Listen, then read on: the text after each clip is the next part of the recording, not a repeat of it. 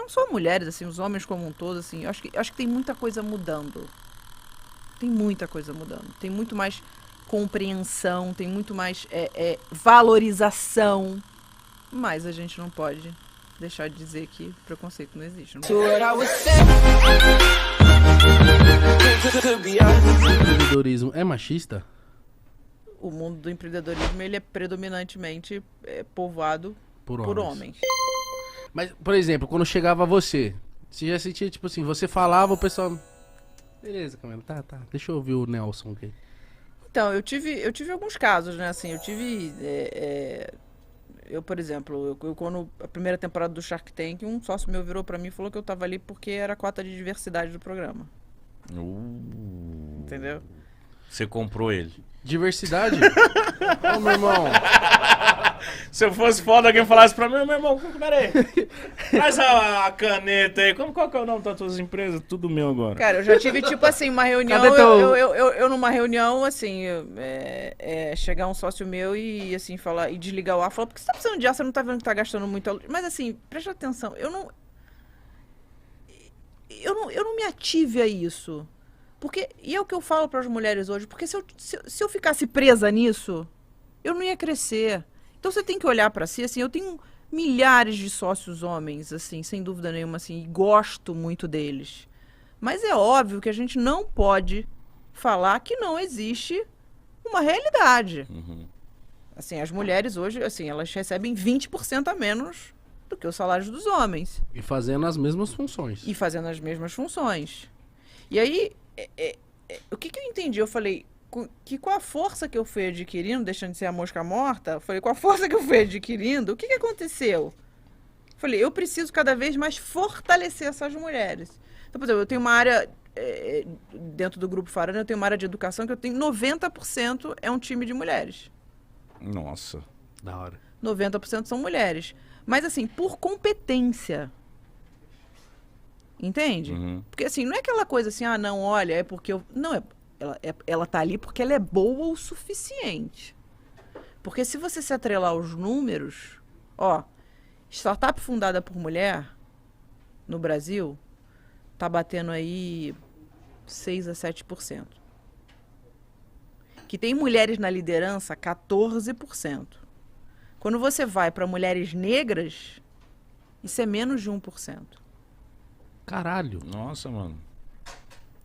Aí, beleza, a gente faz um outro recorte. Tô falando de tecnologia, tá? Sim. Com aplicativo, essas coisas todas. Aí você faz um outro recorte. Aí esse outro recorte vai para mulheres que querem abrir o seu, sei lá, salão de beleza, pet shop. Aí já são 50%, elas já abrem. Diferente de tecnologia. Só que o que acontece? A longevidade desses negócios, muitas vezes é o quê? Menor. Por quê? Por quê? Por quê? Não sei. Porque você tem, historicamente, culturalmente, aquela coisa, assim, a gente precisa dizer aquela coisa assim, não, a mulher, muitas vezes, ela fica em casa. Tem uma coisa que é muito importante, que é a síndrome da impostora. É aquela coisa assim, eu não mereço esse lugar. Eu não mereço estar aqui. Eu fiz 2 especializações em empreendedorismo feminino para eu me entender. Você sentia isso? Muito. Nossa, que ruim. Muito. Quando eu sentei na primeira temporada do Shark Tank, eu olhei pro lado e falei, João Apolinário, Shiba, que eu copiava lá o negócio dos cardápios dele. Falei, cara, e eu senti isso. Caralho, entendeu? deve ser muito ruim. E o complexo de impostora, ele acontece 75% maior em mulheres. Nossa, é muito. É muito. Mas para pra pensar, gente, vamos combinar uma coisa. Quantas vezes vocês já não se sentiram frustrados? Quantas vezes vocês já falaram, cara, será que eu sou isso mesmo? Eu toda hora. Diversas vezes. Hoje. Entendeu? Eu tava no programa do Silvio Santos, eu falei, que isso? Silvio Santos. É. Então, assim, o complexo de impostor, assim, ele acontece com todo mundo. Acho que é importante dizer isso, assim. E veja, assim, eu tenho um monte de sócio homem, vou repetir isso, adoro. Mas ele, estatisticamente, ele acontece em mulheres, justamente por causa desse histórico. Culturalmente a gente é machista, né? Culturalmente. Nossa, é muito.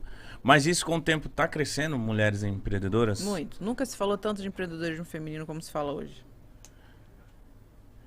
E aí eu falei, cara, o que eu posso fazer por essas mulheres? Aí foi quando eu cofundei o Ela Vence. Na verdade, fundei o Ela Vence, que é a plataforma de empreendedorismo feminino para capacitar, conectar mulheres a investidores.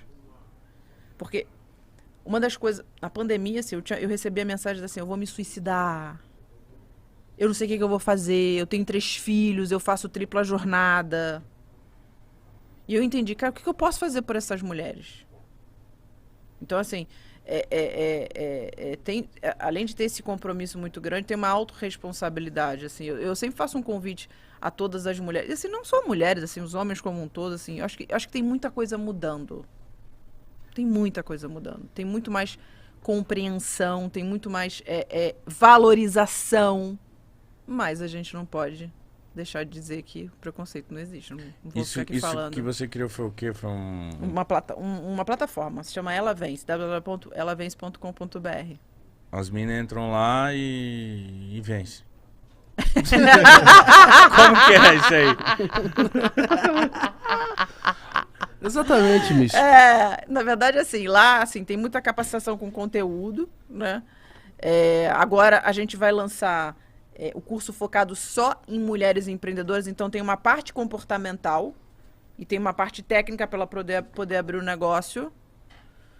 Foda. E aí a gente botou uma meta, cara, a gente tem que impactar 1.100.000 mulheres até o final de 2023. Nossa, é muita gente. Mas impacta.